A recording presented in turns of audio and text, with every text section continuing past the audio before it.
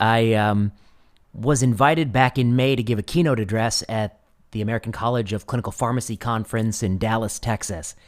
And actually, in terms of background, they told me that it's like a 20,000 person organization, and they're going to be having their annual conference. They'd love for me to come and talk about medical evidence and evidence appraisal, which everyone who listens to this show will know we've been interested in a long time. And initially, to be honest with you, John, I was a little bit reluctant to say yes because I feel like I travel a little too much. The last few years I've been doing 70, 75 talks a year. Last year, I put a list out. I went to UCLA, Harbor, and USC and Harvard. I give a talk there, and at Stanford, I give a talk. I'm going to go to MIT in the spring. I just do too much travel, and that's incredibly disruptive. You know what that's like. And so the thought of doing one more lecture was not exactly, top of my list, but they were super nice about it. And they said, we want to really have you do this. We think you're the perfect fit for this topic. And so, like anybody else, we're all susceptible to flattery. So it worked. And I said, okay, I'll do it. I'll do it for you. What were you going to talk about? Then we decided on the topic, and the topic was going to be, should medical evidence come with an expiration date? And that's the paper that Adam and I and a student at University of Chicago, we had written. Palmer Green had written a paper on this topic, and the basic premise is, we did all these randomized controlled trials in the 80s of aspirin in a world where people were smokers and not as overweight as they are. Things changed, statin use went up, smoking went down, obesity went up. Does aspirin still work? So it's actually a very good topic for pharmacists. It's going to be a talk about, do we need to reassess the evidence for drugs? I think that's also true about, COVID-19 therapeutics. I've written an article about that in Sensible Medicine. So it's about, when do you reappraise medical studies? That's a topic. Then what happened? Somebody, I don't know who, went cruising through the ACCP website, and they found that I was giving the keynote. And they tweeted out the screenshot that I'm giving the keynote. This all happened this last week. And, some people in the ACCP, it's like 16 to 20,000 members. I counted like maybe 50 or 60 of them. They didn't want me to give the talk. And their basic claim was that they disagree with my COVID-19 policy views, that I've spread quote unquote dangerous misinformation. You know about that, John. Not the harmless misinformation, the dangerous kind, the dangerous misinformation.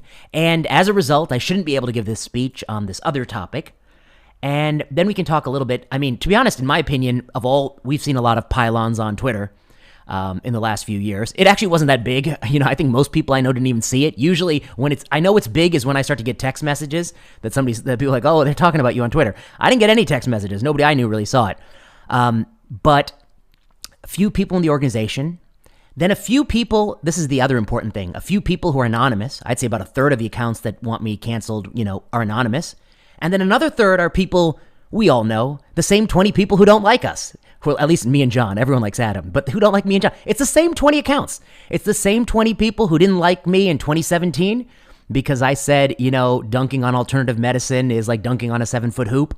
It's the same people who disagree with me on cancer screening, on COVID-19 policy. It's the same 20 people, and they piled on because they don't like something I said. Or maybe once upon a time I criticized their paper on coffee consumption and colon cancer risk. That's another, so that's one person. Once upon a time I had a debate with one person. They didn't like how the debate ended, So it's a mix of people a few people in the organization who don't like you, a few people who are anonymous bots who may just want to see the world burn, and a few people who just don't like you for another reason and they smell an opportunity, they smell blood in the water.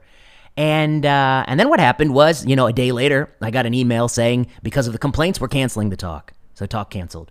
And that's pretty much the facts of the story. The one thing I point out is that some people have said, this is just the market deciding. This is just, if the audience doesn't want you there, they don't want you there. And I will say off the bat, no one is obliged to be invited to talk anywhere. Nobody's guaranteed to give a talk. But let's just be honest. We don't know what the majority of the ACCP members think. I got dozens and dozens of emails from people who disagreed with the cancellation. We only know what 1%, less than 1% of people who are tweeting think about me giving the talk. So it's not a poll of the audience, actually. It's not the market deciding. It's a small vocal minority who are dictating what can and cannot be heard. Vinay, can I ask you, I just want to get it right out there in the open. The letter, I pulled it up here, the letter that sort of stimulated this. Dr. Prasad's history of spreading misleading and inaccurate information, comma, most notably his inappropriate comparison of COVID-19 response to the Third Reich is disgraceful. So we should just get that out of the way. I mean, let's hear from you about that. Yeah, so I think that no one who, I think she's alluding to one of the 300 Substacks I've written in the last 2 years. I've written hundreds for mine, and I've written dozens and dozens for Sensible Medicine. I've written a few for Barry and many places. Of all of those 300 pieces, there's one piece that talked about Germany in the 1920s and 30s.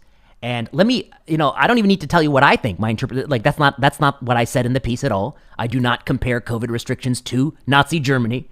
That's obvious that I didn't do that. But let me tell you what David Zweig says, quote, in that piece, he says, quote, Prasad talked about democratic norms that had eroded in the pandemic, including military action in Australia to prevent movement of citizens, which is the use of the military in Australia. That's what they did, okay? Zweig writes, quote, the piece is a conjecture about a possible scenario in the future. He argued there can be a slippery slope towards totalitarianism when democracies accept the loss of certain freedoms, and then he referenced Germany in 1929 to 1939. He did not say the COVID-19 response was like Nazi Germany, end quote. So, look, should I have put that reference in? Absolutely not. Okay, that's the one thing that I learned. Well, we should never put that reference in. Did I say what she said, what she thinks I said? No, absolutely not. I'm basically saying that if you can suspend elections because the governor decides or the president decides it's a quote unquote emergency, somebody going to abuse that. I mean, that's kind of obvious. Somebody's going to abuse that power in the future, and it'll likely be somebody who wants to use it for their own political gain. That's the whole point of the piece. It has no comparison to the, so that's an inaccurate claim. And then the next thing I'd say, John, I just want to flesh that out a little bit. I've never, we can disagree about COVID-19 policy, all right? And I think it's going to be inevitable that smart people disagree. Why? Okay, if you shut down schools, if you shut down borders, if you use the police state to keep people in their houses and arrest them for not wearing masks, and you don't have randomized evidence that masking helped. I mean, if you do these kinds of things, somebody's going to disagree with you. I mean, what are we going to say? Unprecedented actions, smart people will always disagree on. And that's all that happened here. I personally think that I'm very proud of my batting average in COVID-19. I said, don't mask toddlers. I think everyone agrees with me now. I said, we can talk about Adam. If you get sick, you don't need to test. I think that's also right. I think, you don't need multiple booster after booster if you're a 20-year-old man and you had COVID. That's right, too. So where I've disagreed with the quote-unquote orthodoxy, I think, I'm happy to debate those positions.